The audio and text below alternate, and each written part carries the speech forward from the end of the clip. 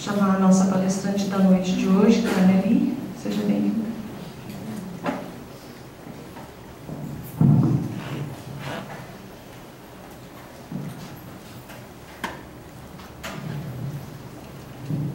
Bem, boa noite. Sempre que a gente separa aquele dia para fazer a palestra, normalmente a gente fica em dúvida sobre o que falar. Tantas palestrantes, tantos assuntos, mas a gente sempre espera que a espiritualidade nos dê algum toque para que a gente saiba realmente o que é necessário. E o que chegou para nós é que deveríamos falar sobre a apometria. Então, a técnica que a casa realiza e que realmente faz toda uma diferença no tratamento espiritual. Então, a apometria é realmente o caminho da cura. Ela é o caminho para a cura. Porque ela é também o caminho para promover o perdão entre os desafetos. Muito importante. É através da técnica que é realmente que a gente presencia o encontro, né, de obsessores com os assistidos que pedem o tratamento. E a gente, numa mesa tradicional, a gente não teria essa oportunidade que a apometria nos dá, de irmos ao passado, para que aquele espírito que é um cobrador, que de repente está se vingando realmente de um passado em que nós fomos os algozes, nós percebemos assim, quando é mostrado para o espírito o que ele também já fez, porque normalmente ele cobra do assistido ou da assistida alguma coisa que fizemos, né? Então fizemos para ele, mas ele não se recorda que para ele receber de repente alguma coisa ruim, é que ele também já fez. E quando é mostrado o que ele fez, ele volta para o hoje com uma outra cabeça, um outro tipo de pensamento.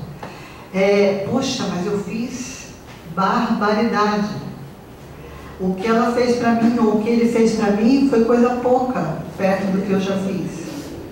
E outra coisa maravilhosa que a gente vê durante o trabalho apométrico é muitas vezes que aquele obsessor está cobrando de um familiar, porque a gente indo para o passado, muitas vezes ele vê que de repente ele foi o pai daquela ou daquele, ele foi um parente, um familiar.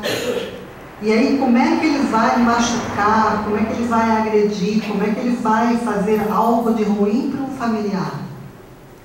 Fica difícil para ele não se convencer e não parar de realmente perseguir aquele. Então, o trabalho apométrico em si deveria ser desenvolvido em todas as casas espíritas, porque é realmente uma magia branca, uma magia da luz, porque traz para o assistido a cura, muitas vezes, de síndromes, de patologias que são, pela medicina da Terra, não tem realmente uma explicação, muitas vezes. Muitas vezes a pessoa apresenta síndromes de pânico, por exemplo, que não tem explicação. O médico da Terra, o psiquiatra, o psicólogo, muitas vezes não consegue acessar o porquê do pânico, o porquê da bipolaridade, por que de manhã a pessoa é uma pessoa, à tarde ela é outra e à noite ela é outra. E os parentes não entendem aquilo. Por que o meu parente é bipolar? Por que essa bipolaridade? De onde vem? E aí, através da técnica apométrica, que deveria realmente ser muito mais difundida, muito mais assim, ampliada, no sentido de que os espíritas, aqueles que realmente desejam fazer esse bem, pudessem estudar, porque através do estudo você chega lá. E a apometria não é difícil de aprender. Ela pode ser passada para um aluno em 3 meses a teoria. E aí, resultado, a prática depois vem com a oportunidade daquela pessoa de se curar. Porque ela vai perceber que ela vai receber, no momento que ela começa a ser um médium psicofônico, ela vai receber tudo aquilo que estava acompanhando ela. E muitas vezes ela vai perceber que não eram obsessores, espíritos. E isso só através da apometria que é divulgado, que é falado. Muitas vezes o que é tomado como obsessor são personalidades vividas por nós. Porque em 700 ou mais vidas que a gente viveu, quantas personalidades a gente vestiu? Quantas? De escravos a donos de escravos, de ciganos, de líderes religiosos, de mendigos a reis, rainhas. O pessoal gosta mais quando é falado que foi rainha, né? Mendigo ninguém gosta, mas nós todos fomos. Inclusive, assim, é bem normal, após uma vida de rei, você vir mendigo. Bem normal. Após uma vida de escravo, como era no passado, vir primeiro como dono do escravo. E aí vem na pele de escravo para sentir o quanto dói uma saudade, né? O quanto dói uma chicotada, né? E isso a apometria propicia, porque ela mostra os cordões ligados a essas vidas sucessivas que nós tivemos, personalidades problemáticas ainda no hoje. Por quê? Essas vidas que nós vivemos e não perdoamos. Então a chave é o perdão. Se a gente perdoar, a nossa personalidade está equilibrada, harmoniosa, e ela não vai nos causar nenhum problema. Mas se a gente não teve o perdão na época, alguém nos matou, nós nos matamos, ou fizemos algo de bem ruim para alguém, propiciamos de repente assinaturas para pessoas irem realmente para a fogueira, para a forca, e quantos de nós não fizemos isso? Então todas essas vidas problemáticas estão ali para serem reprogramadas, ressignificadas, doutrinadas e encaminhadas. E elas ficam ali como obsessores. Aparentemente são tidas por uma mesa tradicional, por exemplo, como obsessores. E somos nós mesmos. Auto-obsessão. E muitas vezes a gente quer que afaste o espírito, mas aí abre-se a frequência, não tem espírito ali atormentando, tem personalidades problemáticas. Uma personalidade de freira jamais vai aceitar nós sermos espíritas. Jamais. Personalidades, líderes religiosos de outras seitas não aceitam que a gente hoje procure a doutrina espírita. E ficam realmente atormentando e invadindo a nossa mente. Não vá, aquilo lá é coisa do demônio. Não busque aquilo lá. E vai ver, é uma freira bem católica, uma freira assim bem fanática muitas vezes, ou um líder católico, ou um líder assim de outras seitas fanáticas também, e acaba não permitindo que a gente busque a nossa escolha de aprendizado e de evolução. Então veja, é através da apometria que a gente tem acesso a isso. As nossas subs, que são as nossas neuras, sabe aquela neura? Daquela propaganda? São as nossas subs. São o nosso hoje. Você fica brava. Alguém faz alguma coisa e você fica muito brava com a pessoa. E aí você fica remoendo aquilo lá e alimentando a neura. Então a sub sua, ela tem força. Ela tem energia que você despende para ela. E ela é quase uma coisa tocável. Ela é quase palpável. E fica ali te atormentando, tem que perdoar, tem que ficar com raiva mesmo, porque fez isso, porque fez aquilo. Resultado, neuras tristes, com raiva, preguiçosas, aquelas que querem ficar encolhidas num canto, não querem amizade com ninguém, aquelas que levantam o nariz por orgulho, que não querem saber de perdoar nunca, de jeito nenhum, jamais vou perdoar neuras nossas ali também no nosso campo mental, no nosso campo áurico, perturbando, como se fossem obsessores. Então, quantos de nós somos atormentados por nós mesmos? E nem percebemos. Começamos a culpar os espíritos. Os espíritos assim das trevas, os espíritos assim bem das sombras, já estão sendo reencaminhados para outras esferas, para reencarnar em outros locais, não mais na Terra, principalmente quando não tem mais jeito de luz, de se iluminar.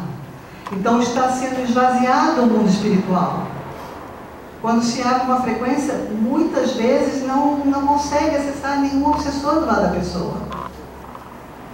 Acessa-se sim muitas vezes as personalidades e as subs. E as subs são realmente daquelas difíceis de serem doutrinadas, porque a pessoa no hoje são os humores dela.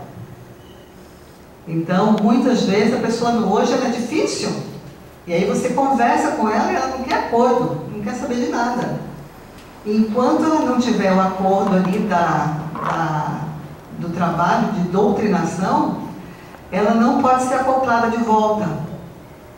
Ela não pode ser novamente reencaminhada para aquela pessoa, porque cada um de nós cria e é dono da sua criação. Nós somos co-criadores, nós vamos criando.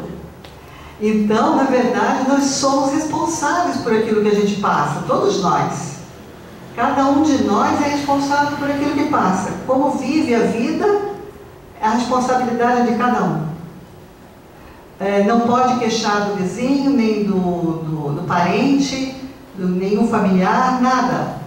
Tem que olhar para dentro de si, se autoconhecer.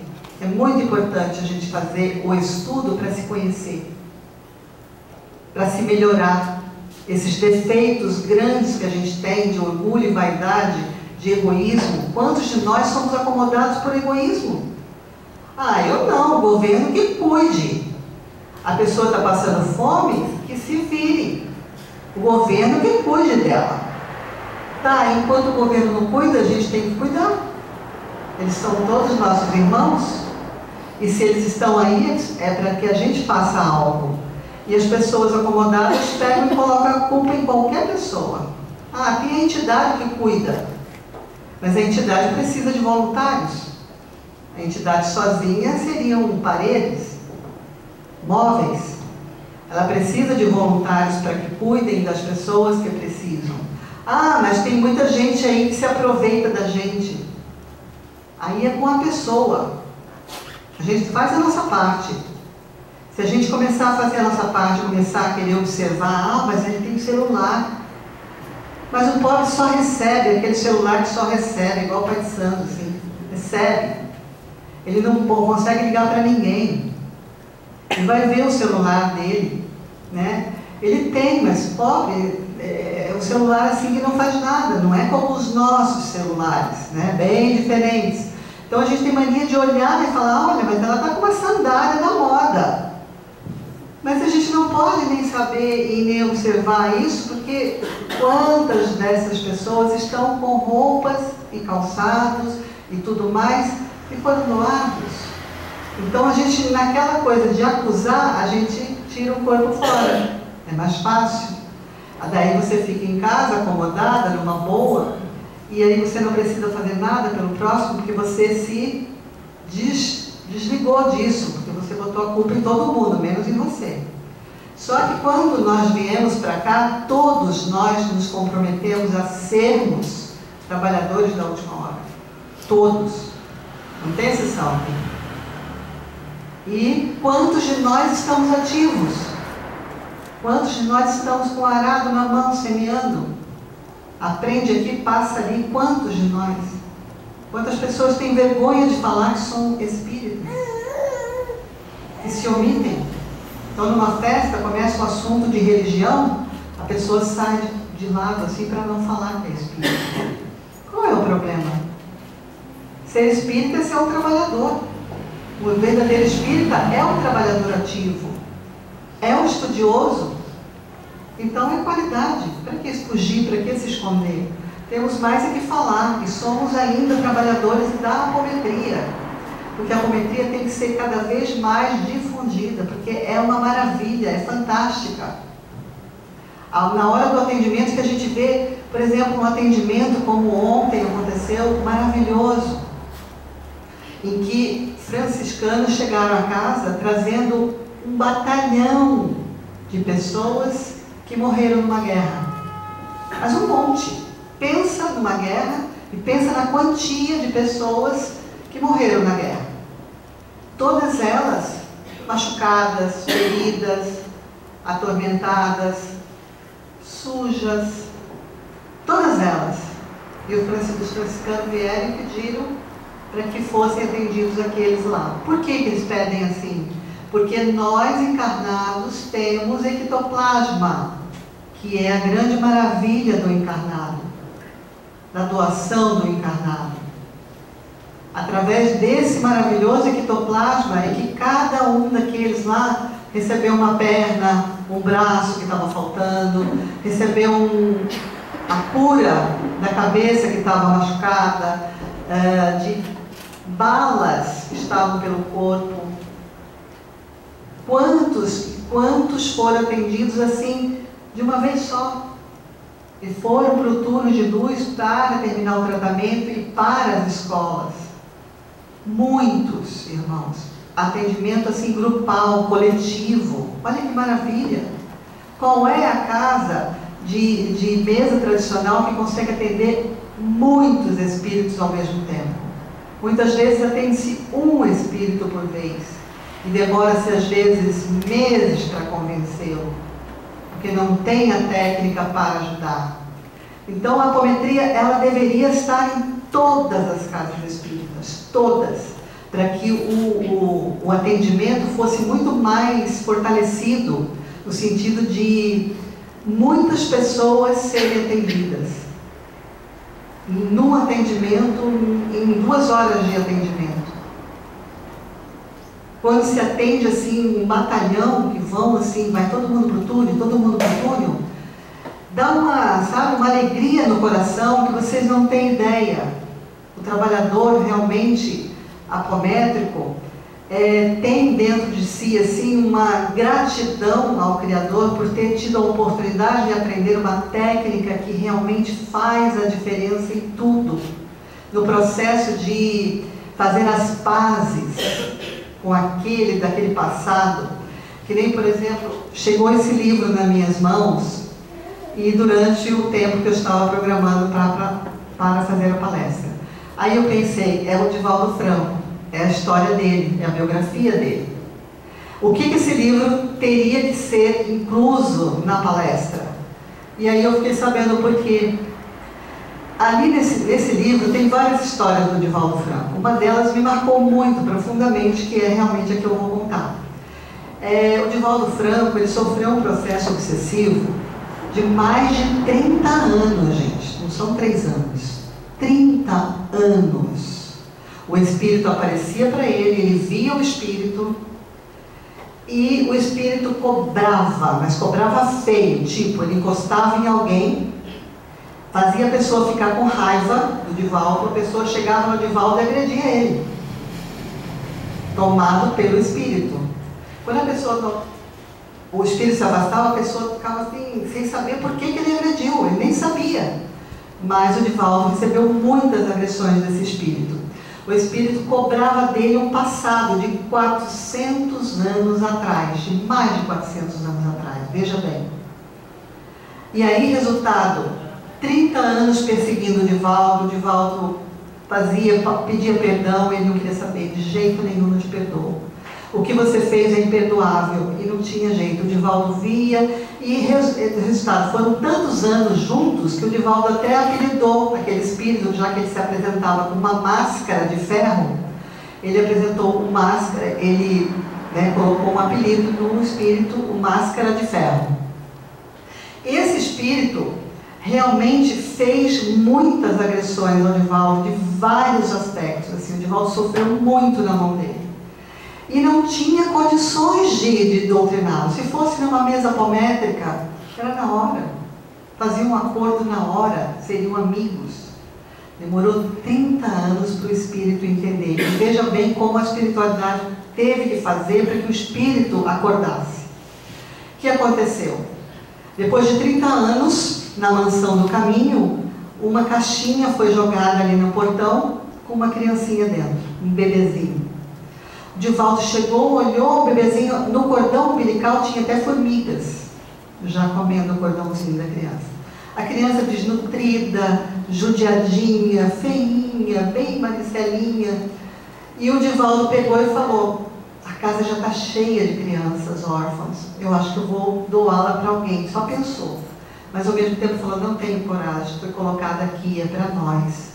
E pegou a caixinha para a criança. O Máscara de Ferro apareceu do lado. Você vai cuidar dessa coisa aí? Aí o Divaldo falou: vou. Mas essa coisa não é coisa, é uma criança, é um bebê. Mas é feio, desnutrido, está todo machucado, mordido de formiga, assim, a formiga picou e tal. Você vai cuidar mesmo assim? Ele falou: vou. E você ama isso aí? Aí ele falou: ainda não, mas eu vou amá-la. Era uma menininha. Daí o espírito pegou e falou assim: você tem coragem de amar alguém assim tão feinho, tão jogado assim? Ele falou assim: o objetivo é esse, ela vai ser tratada na casa e nós vamos amá-la. O espírito na hora virou para ele e falou assim: agora eu te perdoo. Aí ele falou: mas por quê? Porque essa criança é a minha mãe reencarnada. Então, porque você a recebeu, porque você vai cuidar dela, eu te perdoo agora. E a história deles dois aconteceu em 1625, mais ou menos, lá na França. Os dois eram conselheiros do rei. E aí, resultado, como conselheiros, eles tinham uma rixa. Um queria agradar mais o rei, o outro também e tal. E eles viviam se digladiando, né, para obter os favores do rei. O Divaldo e o Máscara de Ferro. E aí, resultado, os dois nessa briga se tornaram inimigos. E mal se falavam. Até que um dia, o Máscara de Ferro virou para o Divaldo e falou assim, dentro do Museu do Louvre ali, do castelo, falou assim para o Divaldo: aonde está a rainha? O Divaldo falou: naquela porta. Aí o Máscara de Ferro foi àquela porta para falar com a rainha. Só que era uma cilada. A porta daquele castelo, a hora que fosse aberta, jogava a pessoa no rio Sena. A pessoa não tinha como se segurar, a porta abria para o nada. E o espírito, Máscara de Ferro, foi atirado nas pedras, no desfiladeiro, e morreu lá embaixo, no rio Sena. Então, ele jamais perdoou o Divaldo por isso. Era um passado que ele jamais poderia perdoar. Veio a perdoar com essa ação nobre de recolher a órfã, que era a mãe dele. Então veja a situação, né? Por conta de um passado de mais de 400 anos, o espírito perseguia sem cessar, dia e noite. Provocava, fazia mil coisas com ele. E aí o espírito ainda falou para o Divaldo: você vai cuidar da minha mãe, ela vai se tornar uma mulher adulta, e eu retorno como filho dela, novamente. Ela vai ser novamente a minha mãe. Então, veja bem, através dessa mediunidade toda, o Divaldo teve acesso a esse passado dele, em que nós sabemos que, por mais que ele seja hoje missionário, nós sabemos que nosso passado, né, nos prega peças, através das ações que nós, assim, sem refletir direito, nós acabamos fazendo. Depois que fazemos, podemos até nos arrepender, mas a ação está lá. Aquela ação não tem como cobrir com um tapete, esconder debaixo do tapete, ela vai estar ali presente. E se o espírito tiver luz, ele perdoa. Mas se o espírito não tem a luz, né, realmente daquela sabedoria, da generosidade, de falar, não, ele fez uma hora assim que ele não refletiu direito, ele não pensou para fazer, ele não queria o meu mal, e perdoa. Muito difícil a gente se dar de encontro com um espírito assim iluminado que nos perdoe de imediato. Por isso que eu falo que se naquela época, se nesse processo, talvez o Divaldo soubesse, né, a forma de doutrinar esse espírito, eles teriam feito as fases bem antes, né? Na hora que começou a perseguição, já na mesma hora ia num trabalho apométrico, mas a apometria, ela está sendo assim difundida devagarinho, né? Muito devagarinho, e com isso muitos locais não têm acesso ao trabalho apométrico e fica-se assim sob uma influência má de um espírito das sombras que ainda não compreendeu o verdadeiro sentido da vida, que é perdoar, porque nós todos precisamos sempre do perdão, né? Esse espírito precisava de ser perdoado por muitas vidas também que ele viveu e deve ter feito muitas coisas erradas também. Por isso ele se apresentava até de uma forma feia. A máscara que ele usava, além de ser uma máscara de ferro para esconder o rosto, ainda soltava chamas, fogo. Então veja bem a situação, né?